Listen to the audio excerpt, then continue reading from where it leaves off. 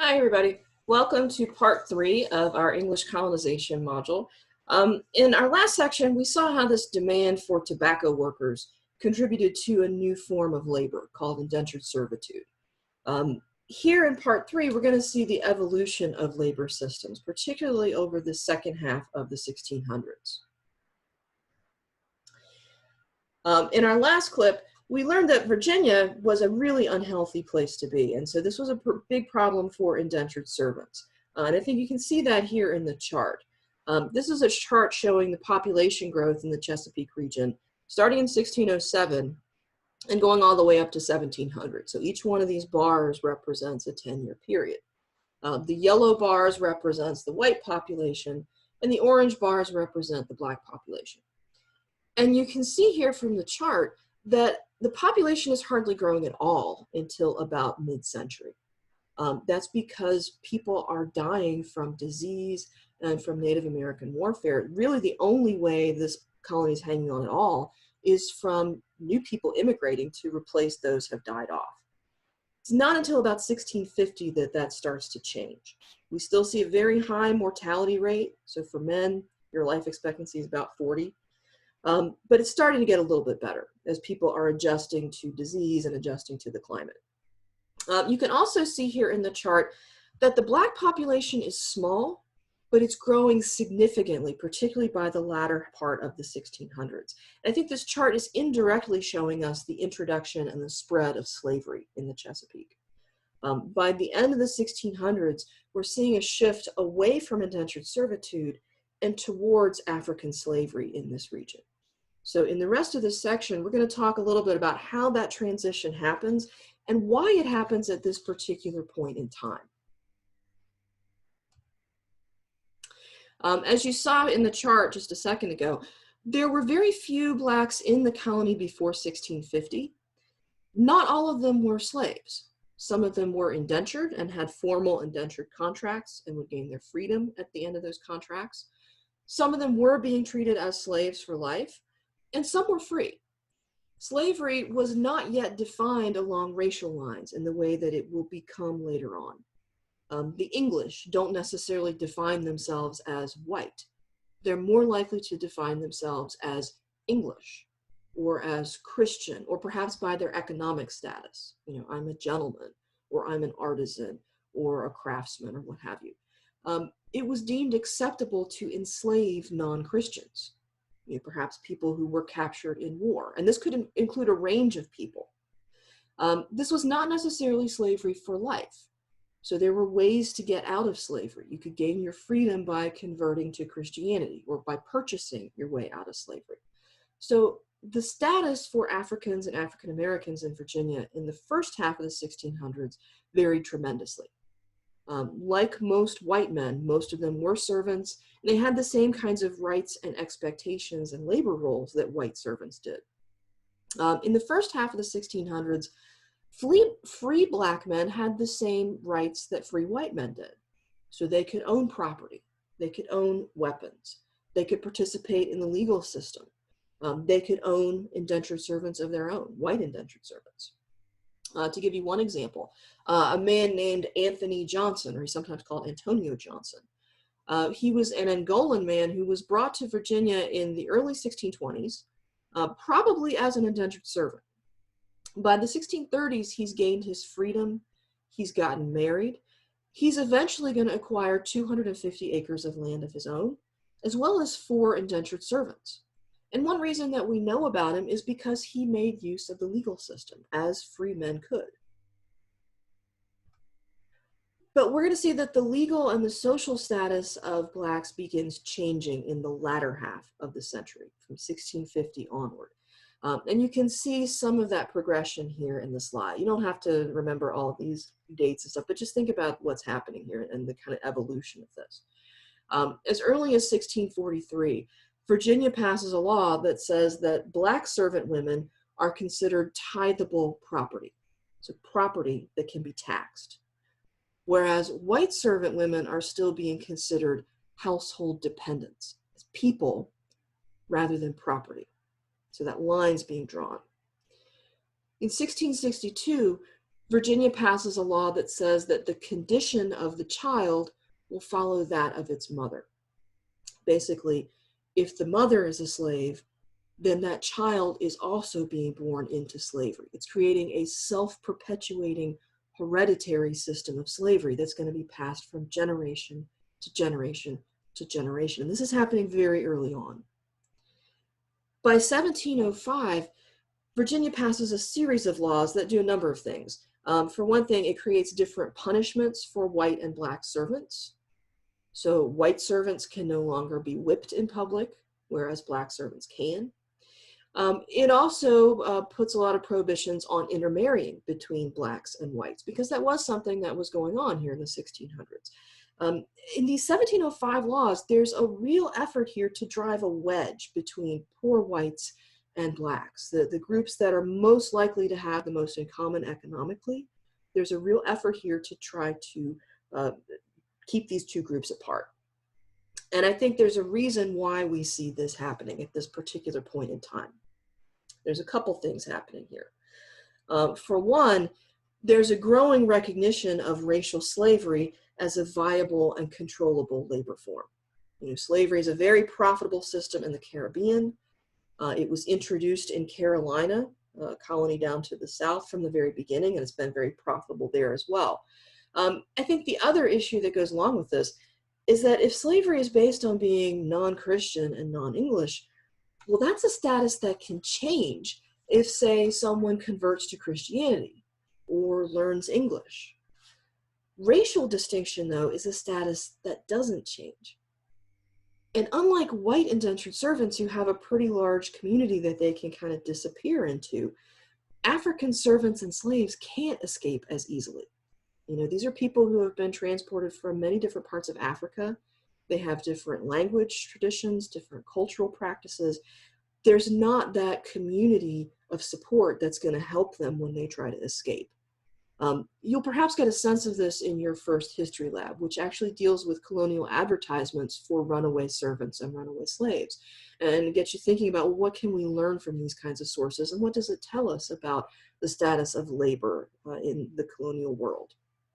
So the idea that slavery is a viable system elsewhere is getting people in Virginia thinking, well, if it works elsewhere, why not here?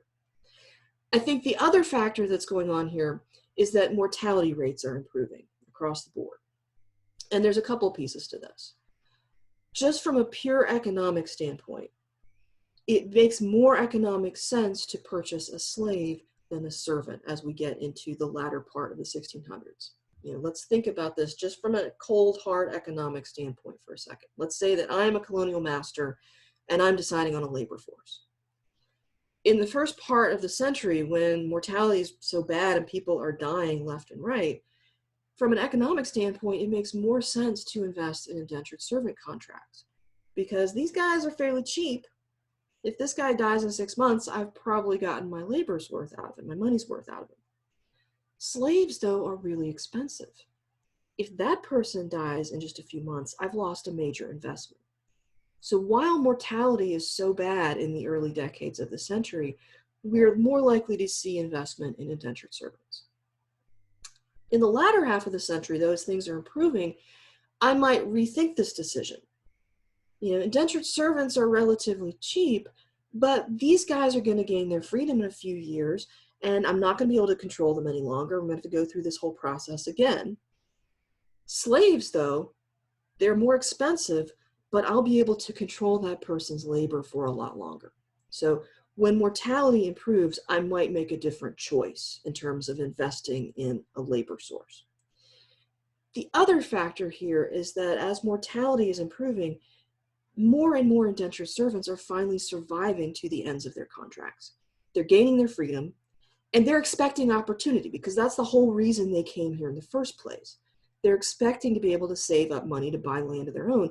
And what they find is that that was all an illusion. The best land has already been bought up. It's gone. What's left is either pretty crappy or it's too expensive for them to be able to afford. They're free, but they're landless in a society, a tobacco society, in which having land is the key to economic advancement. If you want to be a successful tobacco farmer, you have to own land, and these guys don't. They can't afford it. So they're finding themselves locked out of that economic opportunity that they were after. To make matters worse for them, in 1670, Virginia changes the law. Up to that point, all free men could vote. Starting in 1670, Virginia changes the law to where you have to own a substantial amount of property in order to be able to vote. So now not only are their economic prospects disappearing in front of them, now their political rights are being stripped away too. So we're starting to see class tensions building here between wealthy elites who have amassed a great deal of power and wealth and property, and landless former indentured servants who have very little. And in the 1670s, this whole situation comes to a head. In the 1670s, many of these former indentured servants are demanding access to land out to the west. They're saying, yeah, we know it's Native American land and we have treaties with them, but I mean, we break those treaties all the time. So why can't we have access to this land? The governor says no. He says, I don't want a war with the Indians, and you guys are cheap labor. I want to keep you where you are, so I'm not going to help you out. Well, that's not what these guys want to hear. And some of these former indentured servants are going to take matters into their own hands.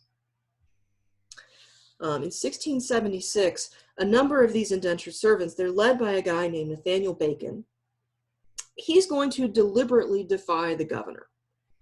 He's going to lead an expedition of these indentured servants out into Native American territory to try to stir things up.